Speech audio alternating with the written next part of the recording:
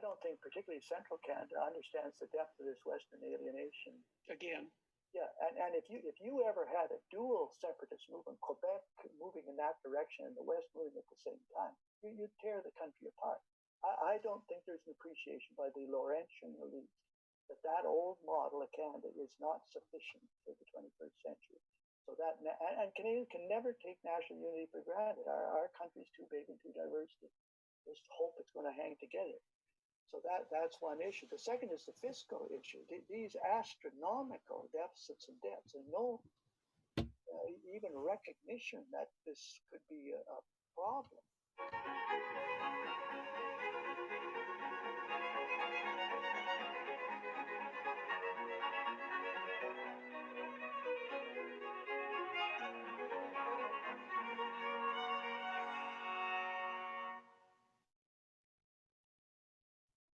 Hello, everyone. I'm pleased to be talking today with Mr. Preston Manning, PCCCAOE. He's the founder of the Manning Foundation for Democratic Education and the Manning Center for Building Democracy, which seek to strengthen the knowledge, skills, principles, and ethical foundations of participants in Canada's political processes. Born in 1942, Preston Manning is the second son of longtime Alberta Premier Ernest C. Manning, who was also a prominent Christian layman and broadcaster. Growing up in a household which was both political and evangelical, he became intimately familiar with the political and religious experience of Western Canada. He has written and spoken extensively on navigating the faith-political interface. He served as Member of Parliament from 1993 to 2001 and founded two political parties, the Reform Party of Canada and the Canadian Reform Conservative Alliance, both of which became the official opposition in the Canadian Parliament and laid the foundation for the Conservative Party of Canada. He served as leader of the opposition from 1997 to 2000 and was also his party's science and technology critic. In 2007, he was made a Companion of the Order of Canada, and in 2013 was appointed to the Privy Council. Mr. Manning graduated from the University of Alberta with a BA in economics and provided consulting services to the energy industry for 20 years before entering the political arena. He has received honorary degrees from 8 Canadian universities and is the author of 3 books, The New Canada, Think Big, and Faith, Leadership, and Public Life. He's currently working on a new book, tentatively entitled Do Something, 365 Ways to Strengthen Democracy and Conservatism in Canada.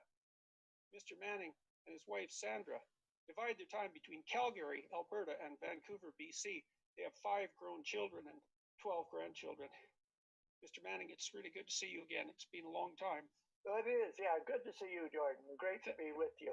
Thank you, thank you. We met originally. I asked you to come and speak to a group that I had hosted at the University of Toronto for a while, a group of intellectuals, and I was really interested in your experiences founding a political party, because that's a very, very difficult thing to do, and to bring it to fruition and to make it successful. It became the second largest political party in Canada. And so you were kind enough to share that entire experience with us. I remember at that point, there was enough divisiveness in Canada with regards to political issues that one of the attendees at that seminar there's about 30 of them, wouldn't attend. And so that was, not so good, but yeah, it was a very interesting talk. Understandable, yes.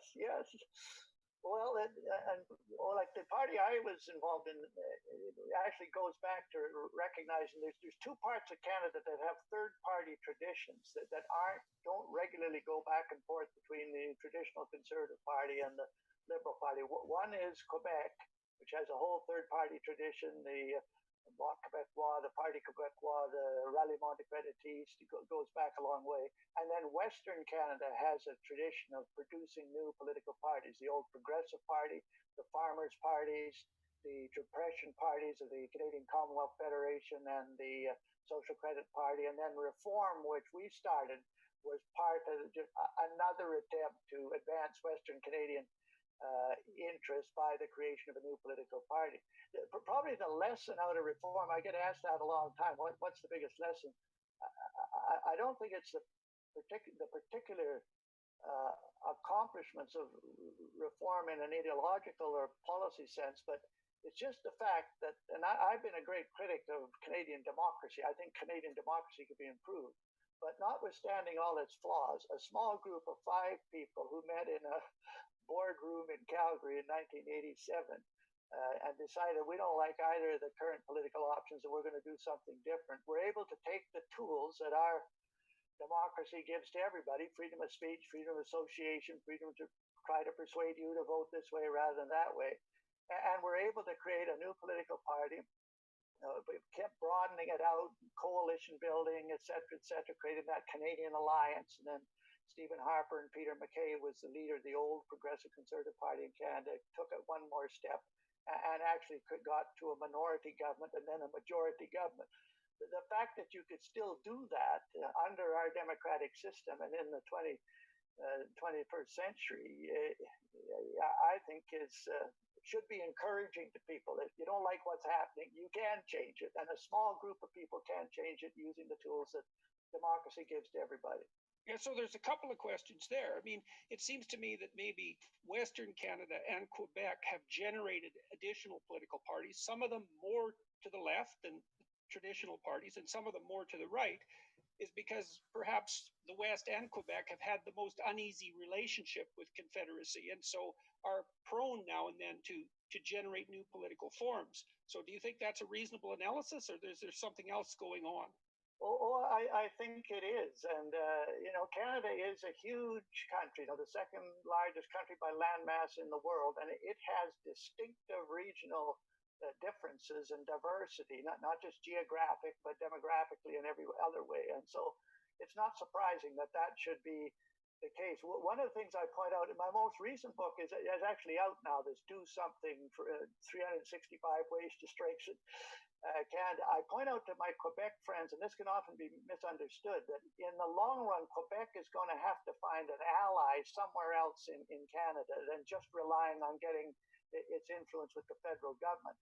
And I have a graph that shows the percentage of French speakers versus English speakers going down, the percentage of Quebec population in relation to total Canadian population going down, Quebec proportion of the GDP in relation to Canadian GDP going down. And I say, well, what that suggests, and I say this to my Quebec friends, you're going to have to find an ally in somewhere else in the country, not just in Ottawa, to advance your interests. And a place you couldn't find them, and this always surprises them because they think the West is anti-Quebec. I say you could find them in the West because what we want and you want is a more decentralized federation. You want a more decentralized federation for social, cultural, linguistic reasons. The West wants it for economic reasons, but the common ground is a more decentralized federation. Now, whether that unholy alliance between Quebec and the West would ever occur, I don't know. When we got to Ottawa, we got to Ottawa in 1993. In the 1993 election, Reform got 52 members, all from Western Canada, except one from Ontario. And Quebec, the Bloc Québécois got 54 members, just 2 members different. Another aside there, we lost 3 seats in Edmonton by 320 votes. If we had got those 3 seats, a Federalist Party would have been the official opposition in the 1993 Parliament instead of a separatist Parliament. And if the country had ever blown apart because the separatists won the referendum in Quebec, I was going to go back to Edmonton and say there's 325 people here because they didn't vote. Don't think your vote doesn't make a difference. Yeah, well, you made 2 points there. One is that important decisions can be swayed by a very tiny number of people from time to time. And also, and this is one of the things I thought was particularly fascinating about what you did, is that the democratic processes are sufficiently permeable so that you can modify them substantially with considerable work, but with a small number of people. Oh, so, yes. And just to finish the Quebec West connection, when we got there, we put on a breakfast for the Bloc. They got 100 new members, over 100 new members in the Parliament, huge turnover, none of whom knew each other. So I got a hold of Lucien Bouchard, the leader of the Bloc Québécois, and said, we ought to get together, and we'll have a breakfast. We'll put on a breakfast. We'll bring the pancakes from the West. You bring the maple syrup from Quebec, and we'll have a get to go. And we did. I got up and gave a speech and said, we're the bunch from Western Canada. They're discontented with how the Federation is working right now. We want to fix it. We want to change it. We want to reform it. And Lucien got up and said, we're a bunch from Quebec who are not happy with Confederation and we want to get out. And that's where we ended up. Anyway, that's sort of an aside on but the other dimension of Western Canadian politics, and this is very relevant to some of the subjects you've discussed, is there is no region of North America that has had more experience with populist movements, populist parties, and populist governments than Western Canada. And there's a lot of lessons to be learned from that. The old Progressive Party, which was like the progressives in the United States in some respect, was basically a Western-based bottom-up, not top-down party. The farmers' parties that governed in Alberta, governed in Manitoba, briefly governed in Ontario, were bottom-up populist parties. Both the Depression parties, the CCF, the Socialist Party, was a bottom-up party. Social Credit in Alberta was a bottom-up party. And Reform, in many respects, too, was one of those populist parties. So the West had a lot of experience, not just with populist movements and not just populist parties, populist governments that actually got into power. And I think there's lessons to be learned from that with the populist movements of today and how you respond to them and how you lead them and how you handle them. So how would you define a populist movement? And do you think the fact that was able to find expression in the West continually was an advantage or a disadvantage? And I suppose there's two questions there. Well, first of all, I define it as a bottom-up rather than a top-down political movement, with a lot of grassroots support and agitation rather than something coming down from the top. The other way I define it is populist parties and governments are almost always a product of the previous administrations, the administrations that preceded it. I see Trump is the legacy of Obama. Doug Ford is the legacy of Catherine Whitton in Ontario, because you have an administration, a party before that gets support from a lot of people, usually from the elites, but a lot of other people as well. But it progressively loses contact and support with 50% of the population. And if it does that long enough, it will generate populist movements. So populist movements are very much a product of what was there before, and whether it accepted or alienated large chunks of the population. So is that something that you see as a positive force altogether? Because populism also often gets a bad name. Yeah, well, I'd come at that, again, Western Canada's experience is, populist movements have their wild side, and they can have their extreme side, and they can be dangerous. But I would argue they also have a positive potential. And just again, take the Western Canadian experience. The first woman elected to the federal parliament was Agnes Campbell MacPhail. How did she get there? She did not get there through the Liberal Party. She did not get there through the Conservative Party. In fact, they bitterly fought her election. In every election she contested, she got there through the old Progressive Party, the bottom-up party. The famous five, the so-called famous Alberta Five, that got women recognized as persons under Canadian law. 4 out of the 5 of those were members of populist movements and populist governments. So this is an accomplishment. The recognition of women as persons, the achievement of women getting elected to the legislation, the parliament, was a populist achievement, not an establishment achievement. And then the Depression parties, the CCF, the Socialist Party, whom I don't agree with, but one of their accomplishments was to get Canadian Medicare. Whether you agree with that or not, most people think that was a progressive development. You can argue about how it's done and what needs to be done in the future. But that came through a bottom-up provincial populist party. And in Alberta, the social credit regime, one of the big worries, if you're the government and the party in power in a region that gets an oil boom, is the danger of corruption. It happened in Texas, it happened in Oklahoma, it happened in Louisiana, it happened in California, it happened in Alaska. The federal administration of Warren G. Harding was brought down by a corruption through the oil patch. Somebody tried to bribe a federal cabinet minister in order to get drilling rights in a federal park. It almost discredited the Warren administration. And one of the great fears in Alberta was, okay, we had this oil boom in 1947, and my father was the premier then, was how do you keep that from corrupting the people in power. And it was a populist party that managed to not get corrupted. I remember I remember you speaking about beginning your political party. You told me, correct me if I'm wrong, but you told me that you went from town to town, from city to city across Western Canada, and you had a speech or a variety of speeches that you gave, but that you were most involved in some sense with the question and answer sessions, and that enabled you to sample what people were thinking about, what their concerns were, and to weave that into policy. So that became part of a discussion between an emergent political party and the constituents. Oh, yeah. And I think that's a distinguishing feature of populist parties. It's a receiver-oriented form of communication where you start not by what do I want to say to these people and what do I want to, you start with who are these people? What are they concerned about? Why are they here? Why is that lady in the third row who's probably got kids at home and had to make arrangements? What on earth is she doing at this political meeting? How would she say what I want to say to them if she was trying to explain it to her friends next door? And I used to get a lot of.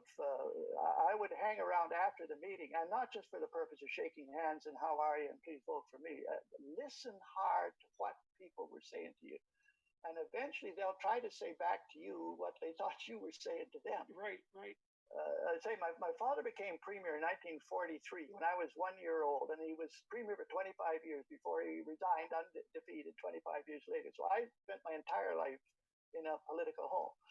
And in the 1960s, John Diefenbaker, who was campaigning to be prime minister, became prime minister. There was a couple of elections in the 60s, and he came through Edmonton and Calgary, where we lived. And my father said, you should go and listen to John.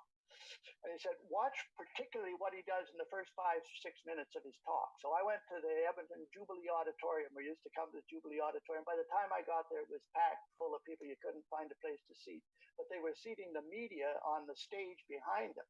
So I pretended I was a media person. I ended up sitting about 20 feet behind him. And I watched the first 5 or 6 minutes. He had a big loose leaf book on the podium. And he kind of kept flipping it. And saying a little bit about that, a little bit about this, looking this way, looking that way, looking in the balcony like that. And it didn't seem to make any rhyme or reason as to what he was saying, why, and in that direction. Then all of a sudden he stopped that and he honed in on 3 things: bing, bang, boom. And that was the theme of his talk. And what my father said afterwards, what he's doing is that Diefenbaker was a defense lawyer, very experienced in reading juries. What he's doing, he's like a bat. He's sending out signals and watching what bounces back. And he gets a reading of where the audience is at. Why did that guy go like this? Why did and that so guy... then would he stop? Was he speaking without notes from then on in? Well, yeah, he was very polished by that time. Well, he had some notes there, but I don't think he really needed them. But I think this business of trying to read your audience. When I was in the consulting business, we actually developed a questionnaire for receiver-oriented communication. What do you have to, questions do you have? Who are these people? What do they believe? How would they say? What's their vocabulary? What's their conceptual framework? And then given that, now how do I frame my message? What do I say in order to get to them? I know when I was lecturing constantly to large crowds, I was always watching individuals within the crowd. I never spoke to the crowd as a whole. I would pick people and talk to them for 15 seconds or so, and then pick someone else. And by looking at individuals, I could tell if people were following what I was saying, and I could turn the lecture into a conversation. I mean, they weren't speaking, but I got all the nonverbal cues. And if you use notes or a prepared talk, you obliterate that relationship with the audience. Oh, yeah. And if you can meet with people after and say, I used to do that and listen to them, it would affect how my next presentation. One of the classics on that was when Canada got into this during the Mulroney government years, into constitutional reform was what was required to unite the country. And there was this Charlottetown Constitutional Accord that was negotiated between the federal government, the provincial governments. They all agreed on it. This would solve our unity problems, particularly the difficulties with Quebec. And I had a long legalistic, dry speech on why all the previous attempts to unite the country through constitutional change had usually failed for a bunch of reasons. Yes, often disastrously. Yes, but it was dry and dull and legalistic. I even put my wife to sleep, let alone the audience. But after one of these meetings where I did that, I was talking to this fella, and he said, he's trying to say to me something along those lines. He says, we're like kids in the back of the car, he says, and we're trying to get to this place called National Unity. And all we're saying is, are we there yet? Are we there yet? We're kids in the back of the car. We want to get there, but are we there yet? Are we on the right road?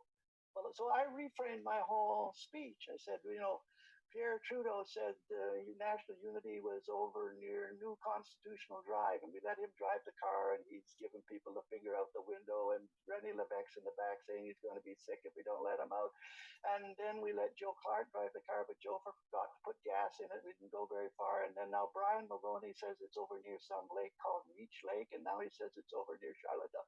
And we're just saying, are we there? I could carry the whole 45-minute history of Canada's attempt to get national unity through constitutional change by using a simple analogy suggested to me by a guy after the meeting, trying to say the way he would say to his friends what I was trying to say to him. And I've had that experience. What was the 2002 federal election? My riding was Calgary Southwest in Calgary. And I used to ride the C train, and I'd start a conversation in the C train because these are my constituents. And then I'd get off and they'd be arguing about something. And so on the day the election was called, this was called by the Chrétien government, there was a sponsorship scandal that was floating around. I was sitting beside a fellow, looked like he was a carpenter because he was covered with sawdust and he had a toolkit. And I said to him, have you heard they called a federal election today? He said, yeah, we heard that. And I said, some of the commentators say that scandal, that sponsorship scandal, corruption thing in Quebec is going to be a big issue. Do you know anything about that? Do you care about that? And he didn't answer anything. By now the ears are perking up in the car. And I thought maybe he's tuning me out. He says, it's like there's something rotten in the fridge, he said. And we got to decide whether it's just the cheese or the yogurt, or whether we got to clean out the whole damn thing. Well, by golly, that night I had to give a partisan speech, and guess what my analogy was? Simple, easy to understand. It smells like there's something rotten in the fridge, and we got to decide what to do about it. So I was talking to Congressman Dan Crenshaw yesterday about populism in the United States, and he said that his observation was that the dangerous form of populism emerges when leaders tell the audience what they think they want to hear, or there's a form of manipulation going on. But what struck me about what you told me years ago about what you did when you created the Reform Party was that there was a tremendous amount, not so much of telling the audience what they wanted to hear for your purposes, but listening to them so that you could extract out policy that actually addressed people's concerns. Yes. And we used to use the relief well analogy. Okay, I come from Alberta where the oil patch analogies are quite common. And in the oil patch, there's such a thing as a wildcat well that's drilled into a formation where you don't know what's down below. And then there's such a thing as a rogue well that hits a pocket of oil or gas under enormous pressure. It can be very dangerous. It blows the drilling platform off the wellhead. It can catch fire. In 1948, a year after the Leduc discovery, when they still didn't know the extent of the field, there was the Atlantic number 3 blew out south of Edmonton. It released more oil, 10 times the amount of oil than the Exxon Valdez in about 4 days. These are huge, can be catastrophic. But one of the ways of dealing with a rogue well is you drill in a relief well from the side, and the angle got to be right. If it's too shallow, it won't take off enough pressure. If it's too deep, it can turn into a rogue well. But if it's just right, it can take off enough pressure that they can install valves, bring that very valuable energy under control and for useful purposes. A particularly useful metaphor for talking to people in Western Canada. Well, you were also dealing with Western separatism at that time, and in some sense trying to cut it off head it off at the pass. Yes. Another Western metaphor. Yeah. Well, and this is what the relief well does. Now, the Reform was a relief well, and you had to tap in to to the discontent that was generating this. So you had to identify with it. You had to connect to it.